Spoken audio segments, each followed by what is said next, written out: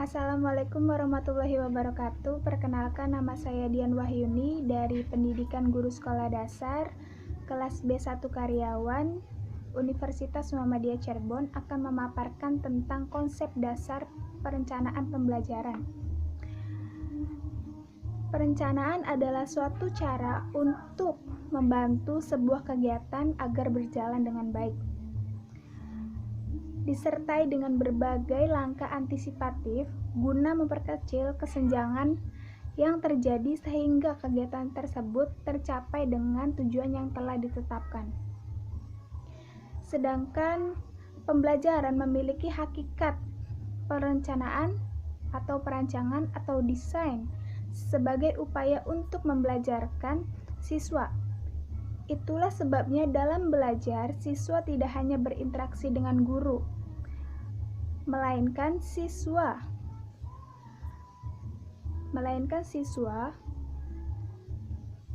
berinteraksi dengan segala sumber belajar yang dipakai untuk mencapai tujuan pembelajaran yang diinginkan.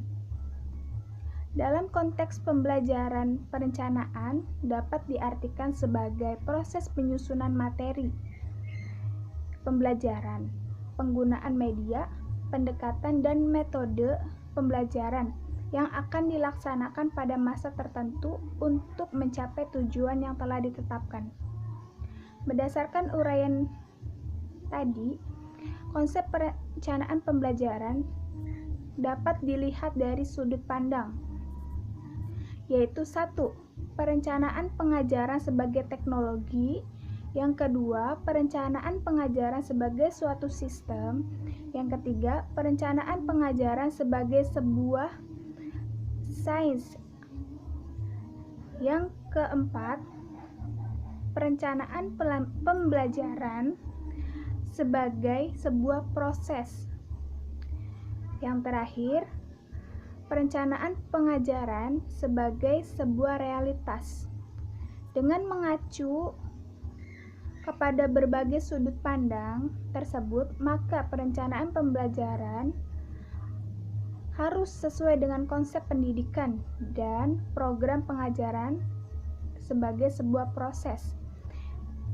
Disiplin ilmu pengetahuan, realitas, sistem dan teknologi pembelajaran bertujuan agar pelaksanaan pengajarannya berjalan dengan efektif dan efisien. Kurikulum khususnya silabus sebagai acuan utama dalam penyusunan perencanaan program pengajaran di sekolah. Kondisi siswa dan guru merupakan hal penting dan jangan sampai diabaikan. Yang poin kedua, dasar perlunya perencanaan pembelajaran.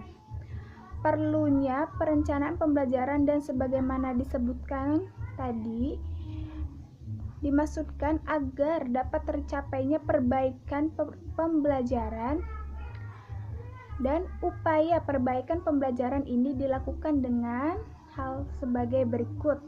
Poin pertama, untuk memperbaiki kualitas pembelajaran perlu diawali dengan perencanaan pembelajaran yang diwujudkan dengan adanya desain pembelajaran.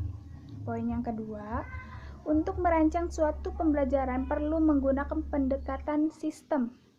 Yang ketiga, perencanaan desain pembelajaran diacukan kepada bagaimana seseorang belajar. Nomor 4, untuk merencanakan suatu desain pembelajaran diacukan pada siswa secara perorangan.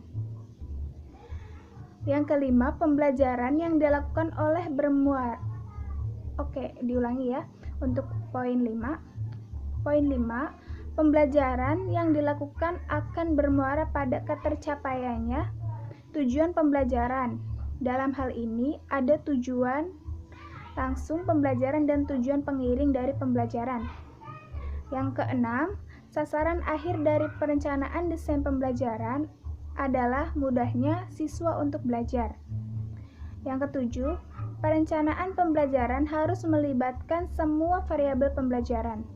Yang kedelapan atau yang terakhir, inti dari desain Pembelajaran yang dibuat adalah penetapan metode pembelajaran yang optimal untuk mencapai tujuan yang telah ditetapkan. Tadi adalah penyampaian menurut saya tentang konsep dasar pembelajaran, konsep dasar perencanaan pembelajaran, dan dasar perlunya perencanaan pembelajaran. Kurang lebihnya mohon maaf. Wassalamualaikum warahmatullahi wabarakatuh.